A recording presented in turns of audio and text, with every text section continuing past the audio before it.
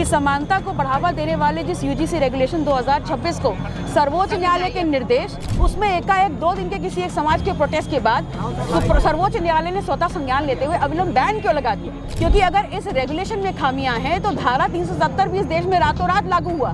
तो ये तो सिर्फ समानता को बढ़ावा देने वाला एक अधिनियम था जो उच्च शिक्षा संस्थानों में लागू होना चाहिए कि जाति के आधार पर 118% जो अत्याचार है, जो भेदभाव है, जो शोषण है, वो उच्च शिक्षा संस्थानों में बड़ा है दलित, पिछड़ा, आदिवासी समाज के लिए।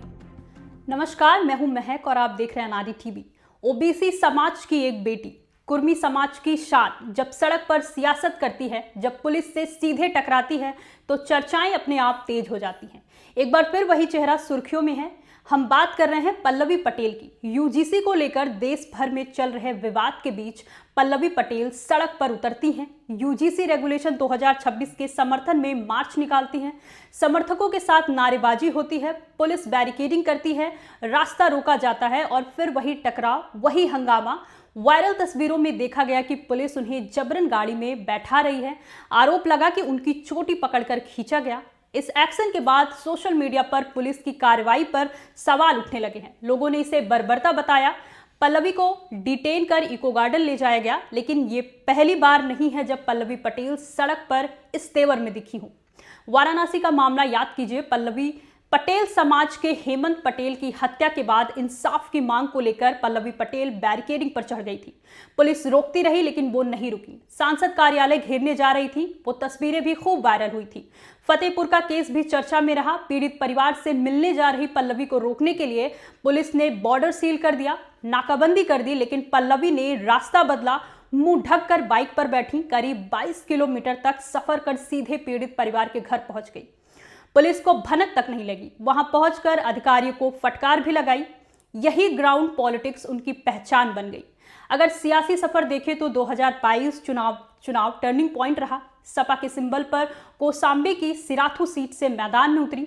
सामने थे deputy CM Keshav Prasad Maurya. Seat BJP की पक्की मानी जा रही थी, लेकिन नतीजा चौंकाने वाला आया। पल्लवी पटेल ने केशव प्रसाद मौर्य को हरा दिया। ओबीसी और कुर्मी वोट का बड़ा समीकरण बना। विपक्ष को बड़ी जीत मिली। शुरुआत में अखिलेश यादव से रिश्ते अच्छे रहे, फिर दूरियां बढ़ गई। सियासी खटास खुलकर सामने आई। यहां तक चर्चा हुई कि पल्लवी बीजेपी के करीब जा रही हैं। अब यूजीसी वाले घटनाक्रम के बाद अखिलेश यादव ने तंज कसा है, जो बीजेपी के पास जाएगा उसके साथ ऐसा ही व्यवहार होगा। बीजेपी किसी की सगी नहीं है। पल्लवी का पॉलिटिक्स बैकग्राउंड भी मजबूत रहा। ओबीसी के बड़े नेता सोनेलाल पटेल की बेटी हैं, साइंस बैकग्राउंड से हैं, फलों सब्जियों के फंगस पर पीएचडी कर चुकी हैं। उनकी बहन अनुप्रिया पटेल केंद्र सरकार में मंत्री हैं, लेकिन यहीं से परिवार और पार्टी में दरार भी शुरू हुई। पिता के निधन के बाद पार्टी नेतृत्व को लेकर विवाद बढ़ा। 2016 में मामला चुनाव आयोग पहुंचा। पार्टी 2 हिस्सों में बंट गई। अपना दल कमेरावादी पल्लवी और उनकी मां कृष्णा पटेल के साथ, अपना दल सोनेलाल अनुप्रिया पटेल के साथ, एक बीजेपी के साथ, दूसरी सपा के साथ। पल्लवी के पति पंकज पटेल भी राजनीति में सक्रिय रहे। कांग्रेस गठबंधन में चुनाव लड़ चुके। हालांकि एक फ्लैट कब्जा विवाद में पल्लवी, उनके पति और अन्य लोग पर केस भी दर्ज हुआ है, जिसे लेकर विपक्ष ने उन्हें घेरा भी है। लेकिन इन सब विवादों के बीच पल्लवी की पहचान बनी ग्राउंड पर लड़ने वाली नेता। ओबीसी मुद्दे पर मुखर चेहरा, सड़कों से सदन तक आवाज उठाने वाली राजनीति।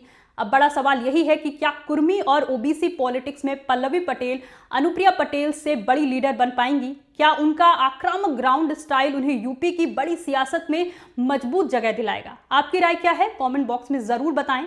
देखते रहिए अनादि टीवी यूपी। नमस्कार।